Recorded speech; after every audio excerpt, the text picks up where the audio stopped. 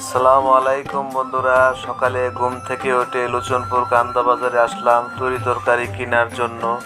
কে কি তরি তরকারি নিয়ে আসলো দেখেন। এবং আমাদের লোচনপুর কান্দা বাজারে প্রতিদিন সকালবেলা তরি তরকারি নিয়ে তরি তরকারি একটা হাট বসে। দেখেন খুব সুন্দর একটি বাজার।